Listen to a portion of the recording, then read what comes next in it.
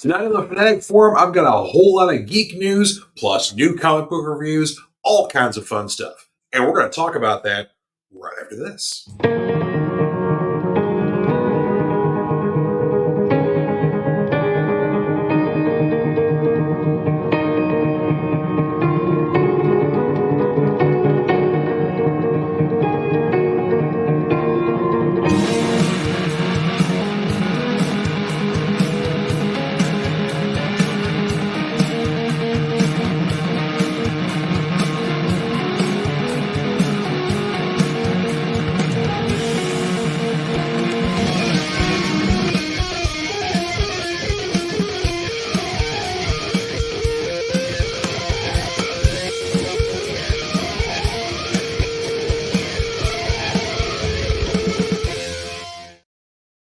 Hey everybody, happy Friday and welcome to the Fanatic Forum. I'm your Fanatic and Prime Fanatic, I should say, and host George Buehler. Hope everybody's having a good week out there so far and happy weekend to you.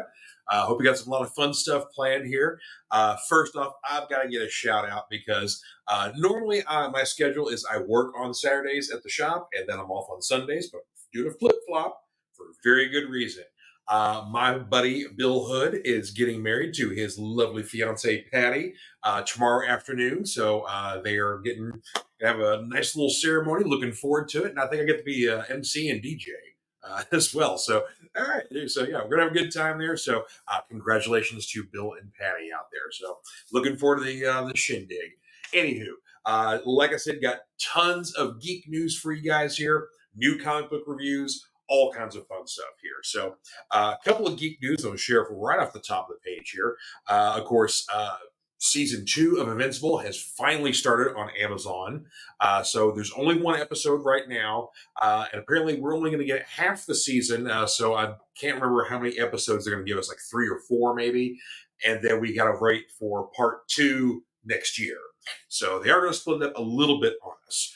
But at least we get, but it's going to be like one episode a week, apparently, is how they're going to release it. That's Amazon's format. So sometimes they change it up, but right now they're doing one a week for us. So first episode of Invincible Season 2, currently streaming. Go check it out. For wrestling fans, tomorrow we have got Crown Jewel for WWE, which is basically their pay-per-view from Saudi Arabia. Of course, the big main event is Roman Reigns versus LA Knight for the undisputed WWE Championship. So we'll see how that goes. I don't know if Roman's going to drop the belt. I'd love to see LA as a champion, but I don't know if now's the time. So, but again, we shall see. That'll be fun. Let's see here. We'll get into some other MCU news here because I've got tons of stuff for things coming up later on this year, and then of course a little bit next year as well. But yeah, so let's do some comic reviews here. First off. Oh, yeah. And of course, for video game news, I need to pick this up. But Spider-Man 2 is finally out. Of course, it's PlayStation 4 and 5, I think. I don't know if maybe it's on the, it may not be on the 4, may just be all next gen stuff. But either way, yeah, I can't wait to check that one out. And I got some comments already, so let's see who's popping in here. Dave Mattingly, how you doing, sir? So the MCU is hopping these days. Says Loki season 2 has been amazing. Yes, it has. Episode 5 just dropped yesterday, so of course officially streaming now. And we got one more to go before the season wraps up. So lots of things going on. We will talk Loki here in the very near future. There's a lot of stuff to break down for this new season here. John Pica chiming in here. Hello, sir. You think Roman Reigns will retain at Crown Jewel, but is injured, and Damian Priest cashes in on Reigns? Ooh, okay. Yeah, I was kind of thinking there's definitely going to be some kind of interference, at least, where Reigns will not win clean, so it will look good for LA Knight, but Reigns will still retain. But I like the twist of Damian cashing in because there's some weird stuff that's been going on with the Judgment Day. Of course, you got is Finn going to get kicked out or not? And then we've got JD McDonough popping in, trying to, force his way into the group and just a little bit of dissension and stuff like that. So I don't know. Yeah. So I would love to see Damian cash in on Reigns. That would be amazing. Good point, man. John Pica, you would appreciate this.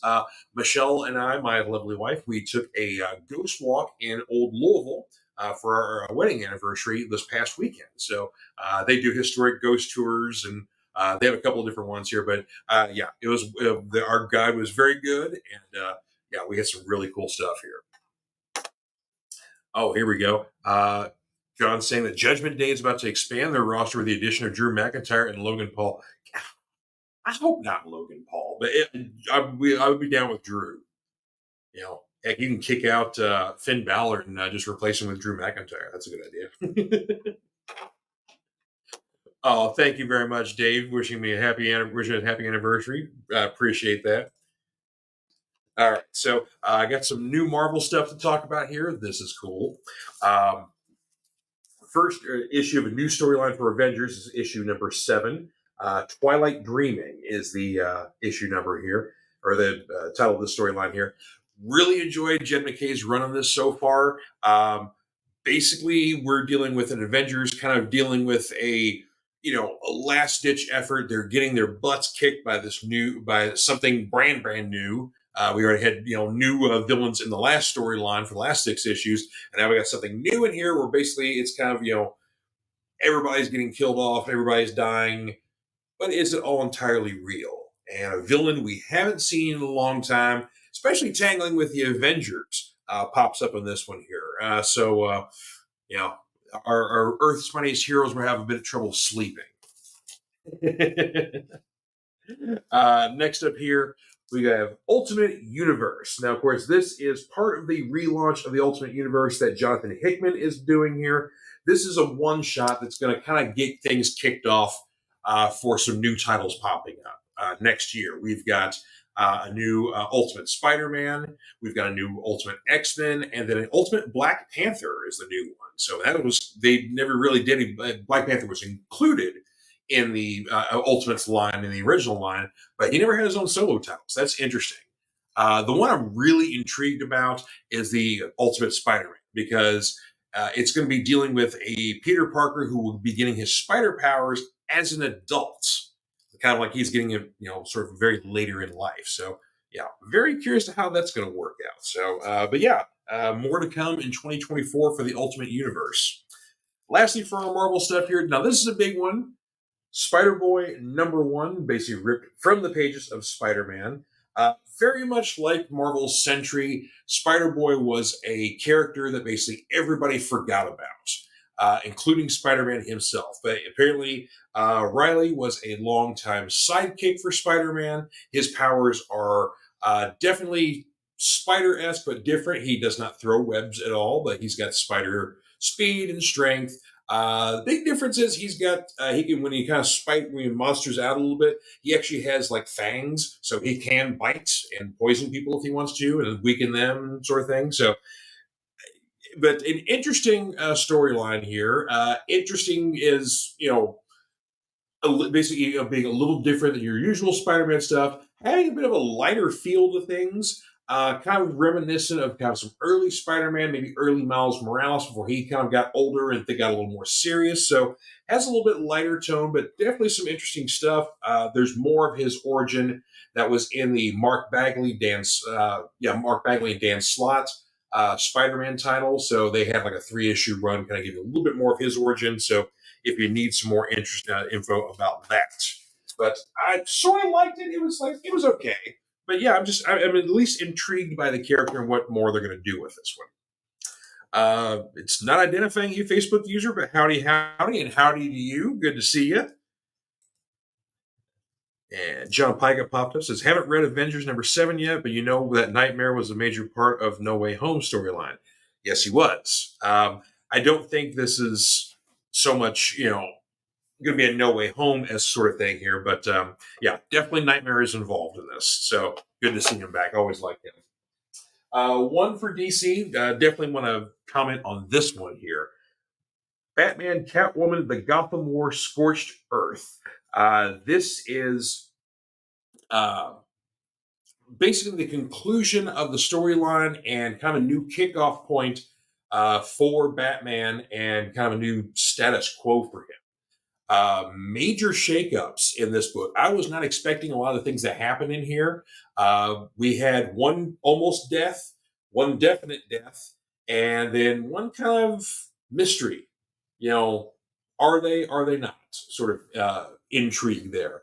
But the most interesting thing is they're basically Batman has completely now been cut off entirely from, we've known for a bit now that he's, especially during the Joker War storyline a few years back, he's been cut off from his wealth. And so he's got very little what he used to have. Now he no longer lives in Gotham Manor. The Batcave is owned by Vandal Savage and, the real estate there. So when he took ownership of the manor and the Batcave, he sort of basically gave out all of Bruce's toys to his rogues gallery. So a lot of his tech is out in the open. Then he also was cut off from his own resource network through the Bat family, basically through his own actions during the Gotham War.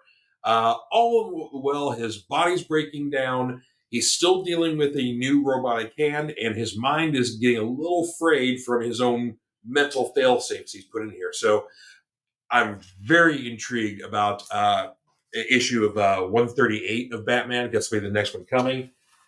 Just the status quo of where they left things off. It's like he has no family, he barely has any tech, barely has any resources, and he's also there's a little stinger at the end there where he's having a conversation with the Riddler that apparently, they were talking about the fact that there are three Jokers within the DC universe. Batman is aware of this. They never operate at the same time. Typically, they all kind of handle different things, do different stuff, whatever else. But there are three separate people that are of the Joker. They wrote this in continuity a few years back. But very interesting thing, though, is that two of the Jokers, if you're reading the Joker, the Man Who Stopped Laughing series, two of the Jokers are in a bit of contention with each other. And so that's causing a lot of problems. And so now basically the Riddler is almost kind of sending out Batman to do their dirty work or clean up the mess the Joker's been making. So that's kind of where we are right now with Batman stuff. So just some fascinating stuff. So, I mean, I'm really enjoying Chip Zdarsky's run here. Dave Manley says, I take it Spider-Boy is unrelated to the Amalgam character. Yes, completely different character. Basically, that Spider-Boy had like a gun that shot webs and looked, kind of, crossover with the Superboy and Spider-Man sort of thing. But yeah, completely unrelated to that Spider-Boy. Let's see. Next up, got a few indies here to talk about. First off, from AWA, this is issue 4 of The Ribbon Queen, written by Garth Ennis, Jason Burrows doing the art. This is a horror series. It's kind of a spooky ghost sort of thing like that.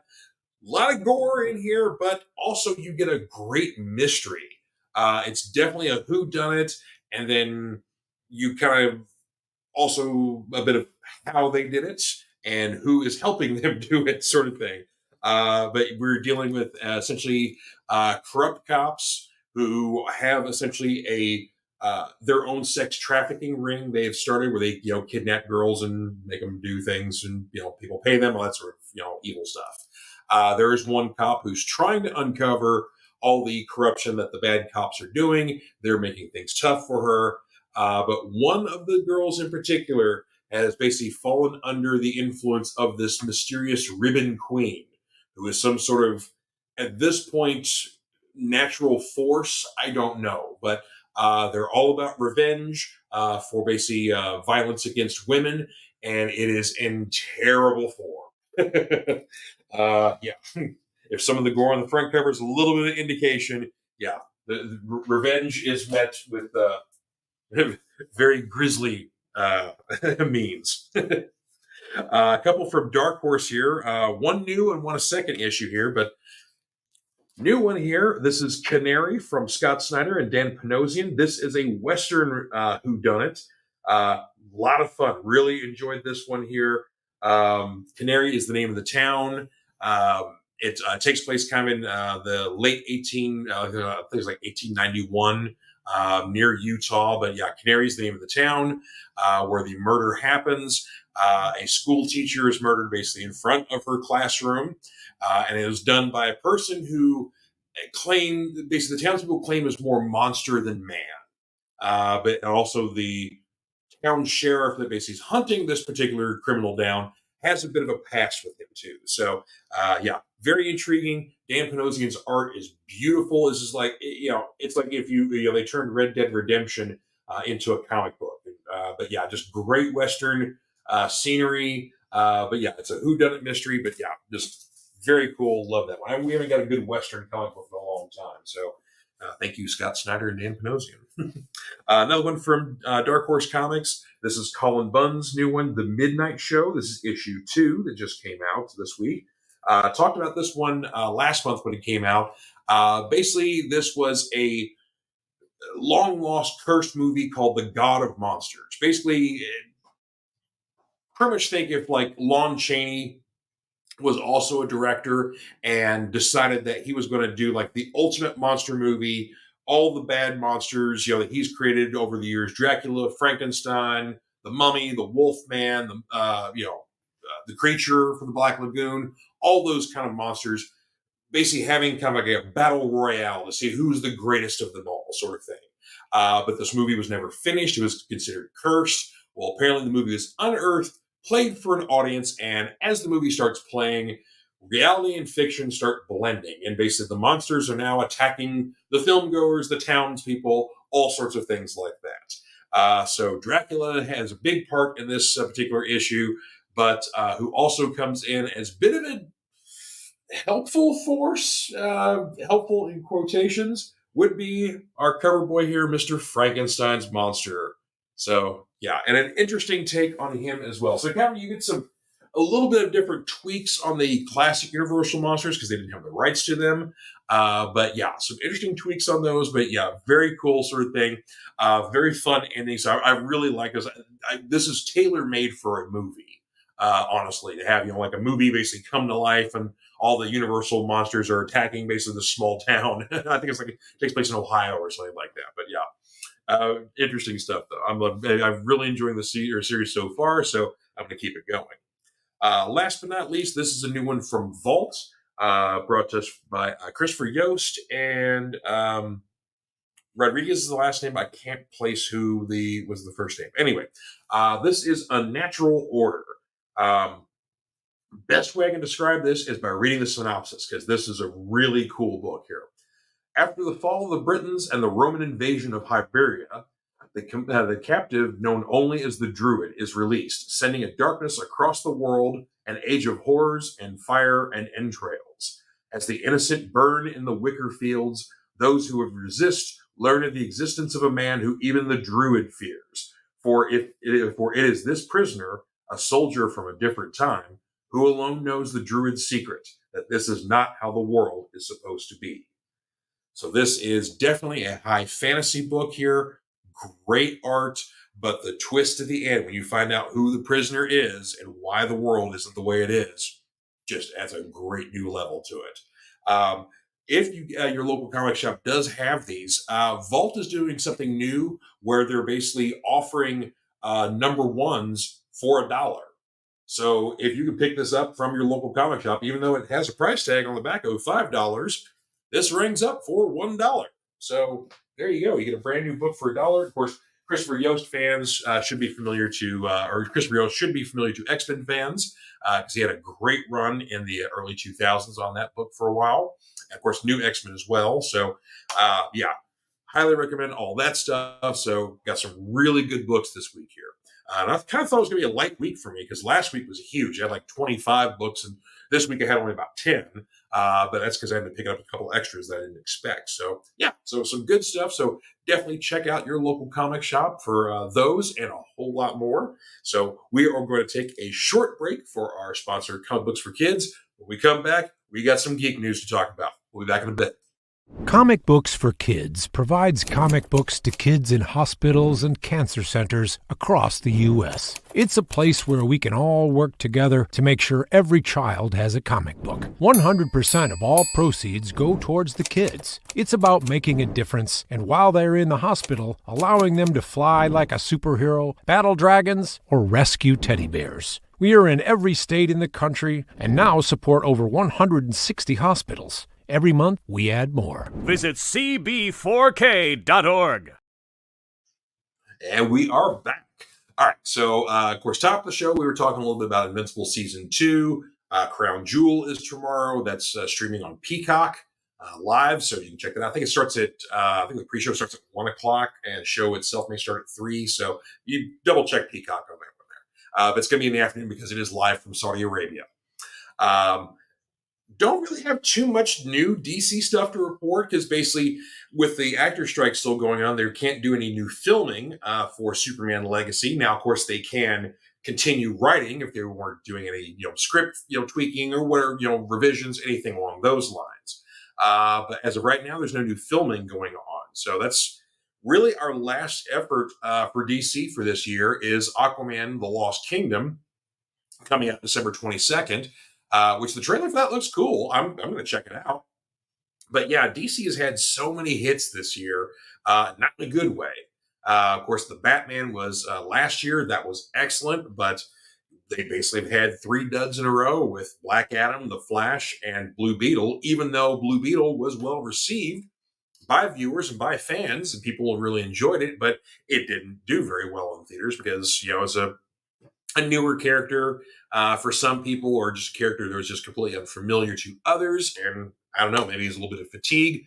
Who knows what the reason was? But it was an excellent film for fans of the Blue Beetle and some old school, Blue Beetle, Ted Kord, also even some Booster Gold references thrown in there as well. So, it had plenty of stuff for the old fans. And of course, this Blue Beetle is Jaime Reyes.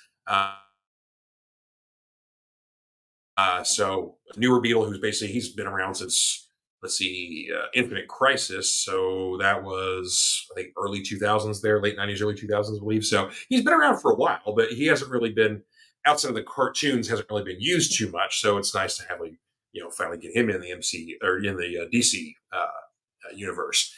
Now, James Gunn did say that he was going to continue using Blue Beetle within his new universe. So that's not the end for him, thankfully. But yeah, we'll see how things go for DC. But yeah, right now we're basically kind of just waiting on Superman Legacy, see what's going to happen from there, kind of get maybe some more release dates, some more details on other future projects for DC, which there's a huge slate of those. But yeah, right now all's kind of quiet.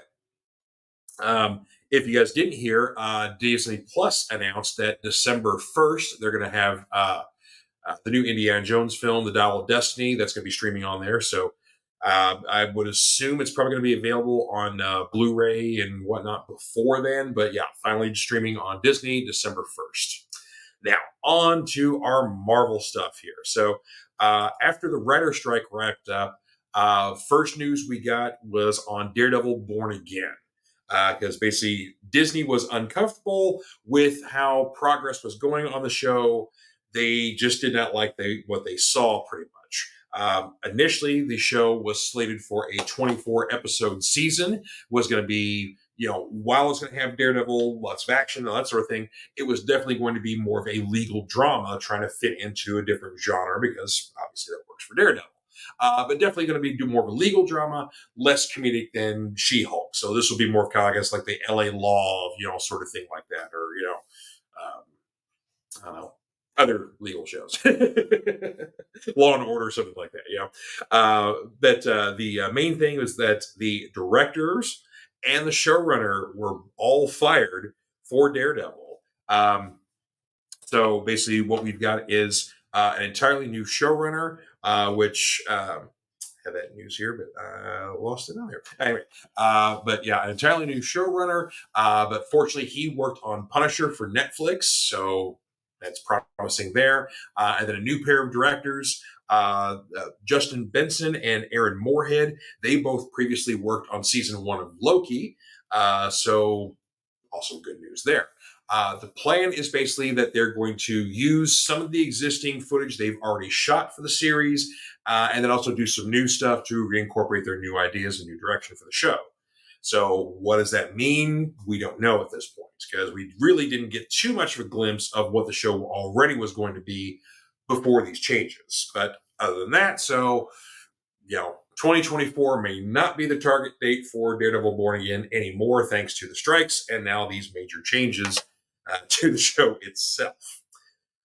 Next up on the docket is Echo. Of course, today they released a brand new trailer for Echo with a logo change here. So originally we had more of the golden kind of shining, more sleek logo here. Now we are doing this new kind of very streety block letters, concretey kind of look to it. Still slated for January 10th to be released on Disney Plus in its entirety. So the whole season will be out at once, so you can stream it and binge it all. Also, this will be the first TVMA rated Marvel series for Disney Plus. So it's beating Marvel Zombies a bunch. But yes, Echo will be the first TVMA series for Disney Plus. So there's going to be more violence, lots of bad words, all sorts of good stuff. And if you've seen the new trailer, we know also Wilson Fisk is all over this series. And there is a blink, you might miss it, shot of Daredevil. So we know he's going to have a glimpse in this series as well, because lots of tie-ins. The fortunate thing is that if you do not see the Hawkeye series, and so you're not very familiar with Echo, you don't have to worry about that, because this series will basically treat it like you don't know who this character is whatsoever. So yeah, there you are. Of course, the actress is Choctaw, Native American, so there is actually a Choctaw trailer out that has subtitles. There will probably be a lot of that language spoken in the series as well. The character of Maya, aka Echo, is deaf, so she uses sign language. So there's going to be a lot of sign language in the film and the show as well. So a lot of good representation in here. One interesting detail I want to point out, and a lot of other fans have pointed this out as well, the logo change for Echo. So, of course, we had a more sleeker look. Now it's the little bit, more blocky look there. But the interesting thing is there was a previous Marvel show who used this exact same font, Jessica Jones. Exact same blocky letters, very sleek, looks like concrete kind of busted up, very street sort of look there. But yeah, Jessica Jones, the series for Netflix, used that exact same font. So is that a coincidence? No. But it's very interesting. Dave Manley chiming in says, if you haven't seen Hawkeye, you should. I second that. Yes, it was an excellent series. Really enjoyed it. Kate Bishop got to absolutely shine in there, but it was lovely to see Wilson Fisk also return, Vincent D'Onofrio. So, yeah. So I agree wholeheartedly with you, Dave. Yes, go watch Hawkeye on Disney Plus if you haven't. It's a fun Christmas show too, because it does take place like the week before Christmas and on Christmas itself. So yeah. Anyway, check it out. Next bit of news here is on What If Season 2, which we are expecting December 25th. As far as I know, they're going to be doing a week-to-week sort of release here. It's not going to be the full series, so basically just get one episode at a time. But the full range of episode titles has been released. Because, of course, like I said, these are just, what if little multiversal animated tales here. Some are fun, some are more serious. But either way, I've always loved the concept of What If for Marvel, one of my favorite comics. So we got some great titles here to share. First off, What If Hela Found the 10 Rings? That's going to be terrible. A little crossover of Asgard and Shang-Chi. What if Nebula joined the Nova Corps? And will this be the Nova Corps that we saw in Guardians of the Galaxy 1, where they're all flying in spaceships? Or will this be the actual Nova Corps from the comics? We're wearing the alien sentient helmets here. So, yeah, we shall see about that one here. A couple comments here. Dave saying Jessica Jones was also TVMA, but even though it's only Disney Plus, it wasn't produced for it. Yeah, you're absolutely correct. But yeah, that's the first new Marvel TVMA show for Disney Plus. So yeah, I'm intrigued by that. I recommend watching the final episode of I Am Groot season 2. It's only a few minutes long. Okay, cool. Yeah, I watched the first season of I Am Groot, which those are great for little kids because it's animated shorts. They're like, they're just a few minutes long. So the first season, I think, was like 5 or 6 episodes. But yeah, it's baby Groot getting in a little mishaps and adventures and whatnot. But yeah, the new season is out on Disney Plus. I need to check those out. More What If titles here. We've got What If Peter Quill attacked Earth's mightiest heroes. So we've got Star-Lord versus the Avengers, possibly. What if Iron Man crashed into the Grand Master? So maybe, reversal of kind of what happened in Ragnarok. So we've got, perhaps someone doing a Tony Stark impersonation and someone doing a Jeff Goldblum impersonation. That could be fun. We have a new character they're introducing, a Native American character named Kahori. What if Kahori reshaped the world? So I think she gets a Tesseract and starts reshaping reality. So that could be very interesting. Definitely a Christmas themed episode. What if Happy Hogan saved Christmas? So it would be awesome if John could come back for the voice on that one, but I don't know, probably another person, doing his voice. One I'm looking very forward to is one of my favorite miniseries for Marvel. What if the Avengers formed in 1602? So they're finally getting into the Neil Gaiman, Anna Kubert, or was it Andy Kubert?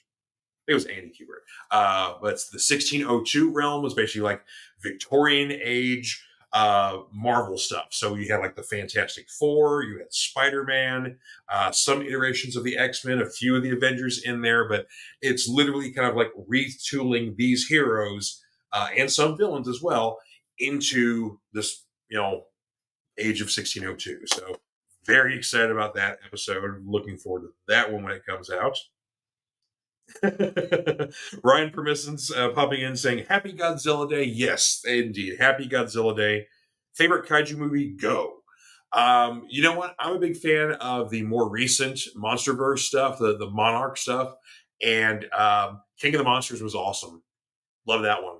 So, and, Godzilla versus Kong was really good too. But yeah, King of the Monsters was, to me, everything a modern day kaiju movie should be. Absolutely love that one. Probably second to that would be Pacific Rim 1. That was amazing. Basically because I was so irritated with the current, the then Transformers movies that Michael Bay had been doing, and Pacific Rim was like, Guillermo del Toro was like, this is how you shoot giant robots versus giant monsters. So, Ryan Princeton saying he's watching King of the Monsters tonight. Awesome. Enjoy, sir. Yeah. And I'm going to have to get to Apple TV and check out the new Monarch series that's coming out. That's basically spinning off from the world of the Godzilla and Kong stuff. So, yeah, got to check all that out. Let's see. A couple more new episode titles for What If Season 2. What If Captain Carter fought the Hydra Stomper? So we may get an evil Steve Rogers in the Hydra Stomper, but we get the return of Captain Carter as well, so that's cool. Lastly, what if Strange Supreme intervened? Don't know what that's all about. Could we see the return of the Doctor Strange from last season, where basically we kind of get the evil Strange? He destroys his entire universe, and all that's left is him trapped in a prism. So maybe we get this character coming back. I don't know, but I'm intrigued by that. But yeah, so that's kind of what's upcoming for still this year for the MCU. Next year, still on the docket, we've got Deadpool 3, Venom 3, and Captain America 4, Brave New World.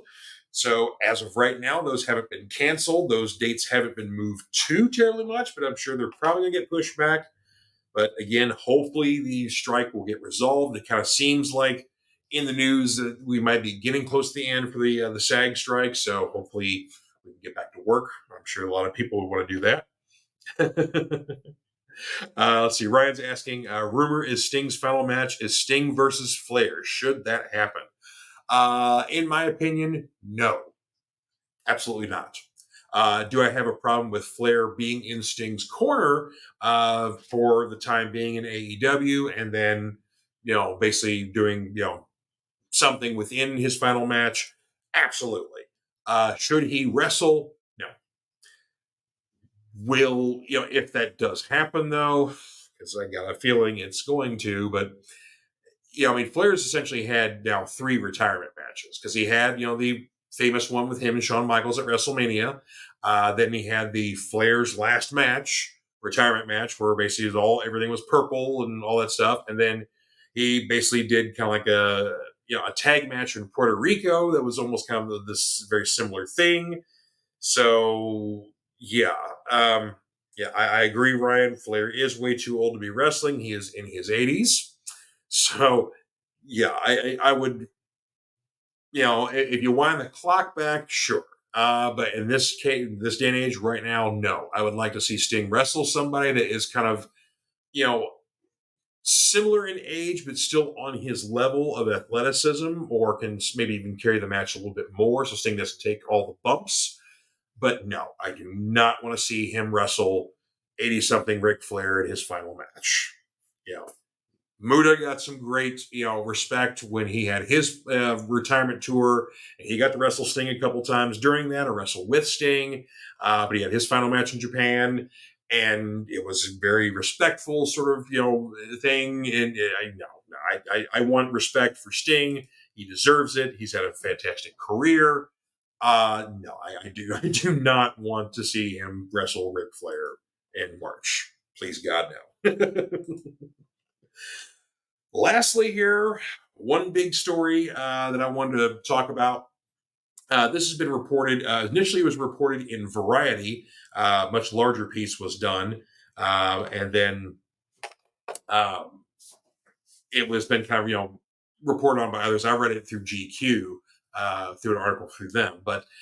Talking about the MCU retreat. So usually this has been done in the comics for decades, where basically all the writers and the editorial staff will all get together and have a retreat to basically figure out what they're going to do for the next year or so for Marvel Comics. Well, Kevin Feige does the exact same thing for his producers and writers, and even some directors as well, for the movies and TV and all that stuff. So they get together and discuss what's going to be coming up for the next year or whatever else. So they had a lot to talk about this year's retreat, because obviously their big problem is what's going on in the real world with Jonathan Majors, where he was arrested on domestic abuse charges. He has not been, convicted of anything yet. There's trials and, things going on right now, but it's kind of going back and forth. So Marvel right now still has Kang,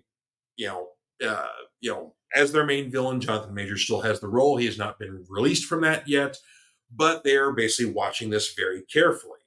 And in that case, basically, they have some options of what they want to do in case of Jonathan Majors is convicted of these charges and they have to let him go. Obviously, the most easy one would be to recast him and keep Kang as your main villain. They've done a lot of groundwork already, with Ant-Man, now with season 2 of Loki, and it's going to keep going on as, things progress. Recasting him, not too far off the realm. Basically we're dealing with somebody who's, multiversal, whatnot. So yeah, sure. Recast him and Kang looks a little different. They did it once before with Terrence Howard and Don Cheadle, and we didn't seem to mind too terribly much there. The next thing would be basically to bring in Doctor Doom a little early and push aside Kang, and Doctor Doom is your main guy, and we got to deal with him. Or how they deal with it is that we still have the Kang dynasty, and then Doom comes in basically to save the day, and then now we get Secret Wars with God Emperor Doom, as it was in the comics. And that's our villain for that. So possibly that.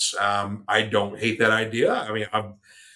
I was always curious of how they really were going to do Secret Wars without Doctor Doom, because really, if you talk about either the 80s iteration or the Jonathan Hickman iteration, Doctor Doom plays a huge role in both. So you cut him out, that's like cutting out a major character of a major storyline that you really shouldn't be cutting out. So we'll see how that goes from there. The last one, the final one, which was interesting, but I also think is towing the line of desperation. Bringing the band back together. Steve Rogers comes out of retirement, is no longer 90-year-old, wrinkly old man, and Tony and Natasha return from the dead. The original Avengers reunites. For whatever reason, for however they do it, I don't know. But that was also seriously talked about, of bringing the band back together again. We shall see, but that was very curious to me. And I'm, like I said, again, that's towing the line of desperation there. Kevin Feige is fully aware of the fact that Phase 4 has had a lot more misses than hits. I'm a mighty Marvelite. I'm a big fan, so I haven't, hated anything that's come out. Some is better than others, admittedly, yes. You've had, Guardians 3 was really great. Werewolf by Night was really great. But other shows have had some mixed reviews, and some of the movies have had mixed reviews as well. So, and we'll see how the Marvels is doing next weekend. So that's coming out. So, yeah, so there are some things to discuss here. So we shall see how things go for the future for Phase 4 and for the rest of the MCU going forward here. But they are definitely talking about it. They're definitely working things out and seeing what kind of options they have here. So, yeah, stay tuned because I'm definitely all over this stuff. A couple more comments here from Ryan Permisson. Should there be more indie comic creator conventions rather than big corporate ones? Yes, absolutely. This year's San Diego Comic Con was interesting because of all the strikes going on. It became about the comics again. So you had a lot more comic news coming out of San Diego Comic Con.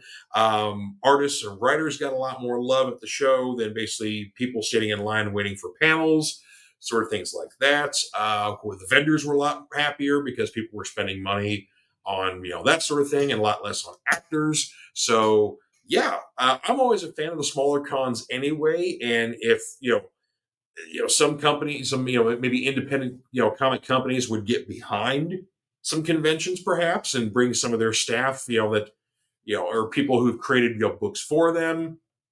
Um, maybe doing something along with like something like a Wizard Con, but maybe a little bit more on the independent side of things. So yeah, I'm all for that because I read a lot of indie comics, and while most of these writers and artists have made their name either with DC or Marvel, a lot of the stuff they're putting out, the independent stuff, blows some of that stuff away.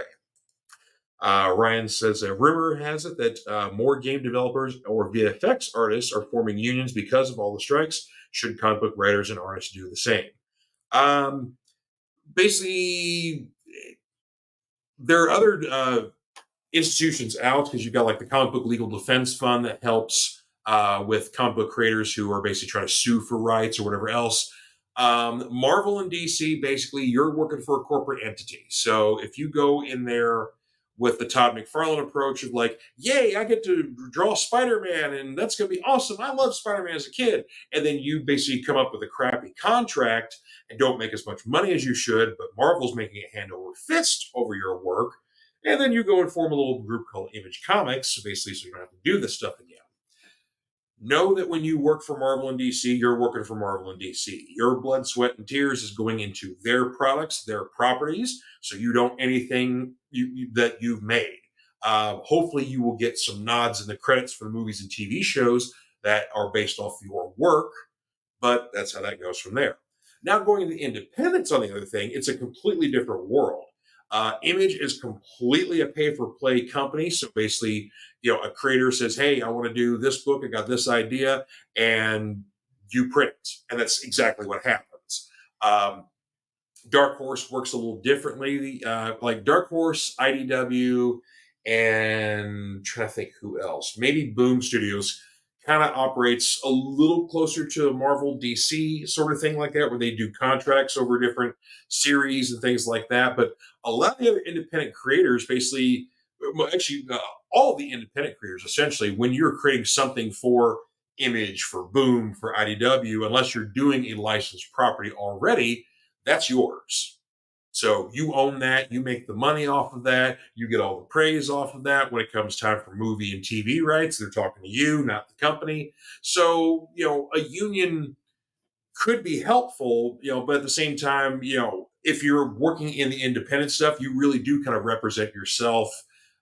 You basically take care of, you kind of, you take care of your own business, so to speak. So, I would like to hear a professional who works in the industry really talk about, if they should get their own unions. I definitely agree, though, that game developers and VFX artists should definitely unionize because they have been. That's been a lot of the problems we've seen in some of the MCU and other real effects-heavy movies.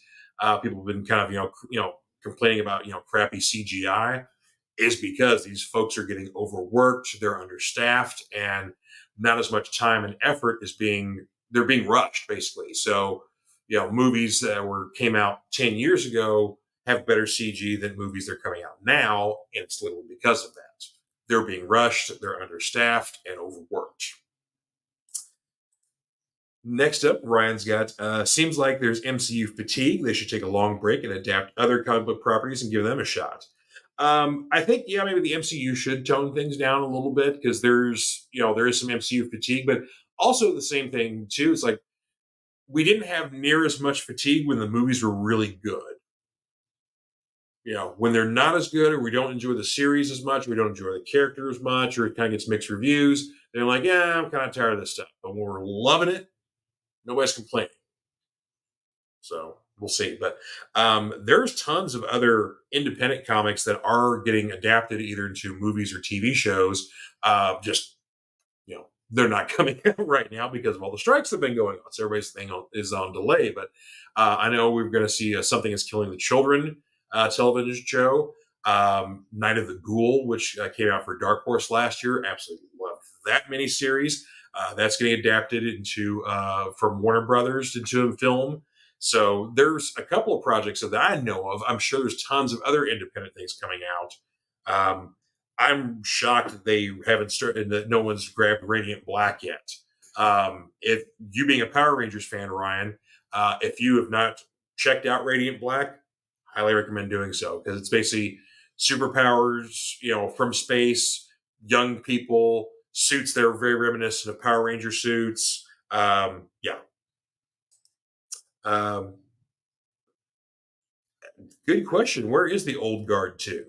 I know they were working on it, but I don't know if maybe it got delayed because of all the strikes, or they were still in the process of filming that, or what.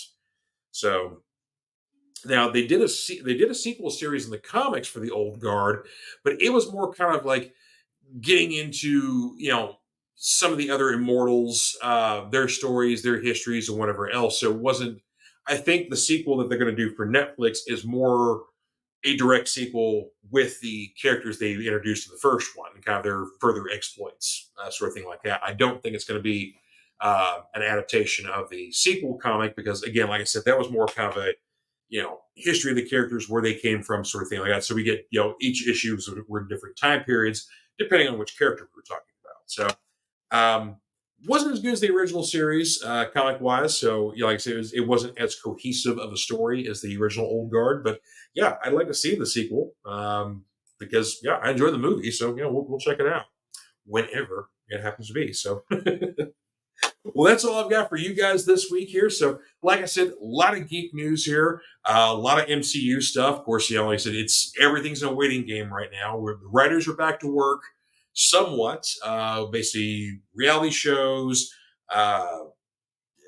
like late night comedies, daytime shows. Those are back. Some TV shows, some movies are back to work, but not all of them because there was a lot more that were in shooting development rather than writing development because basically everything trying to come out for 2024. So we shall see, but fingers crossed that things get resolved from SAG and basically the movie studios and all that kind of jazz.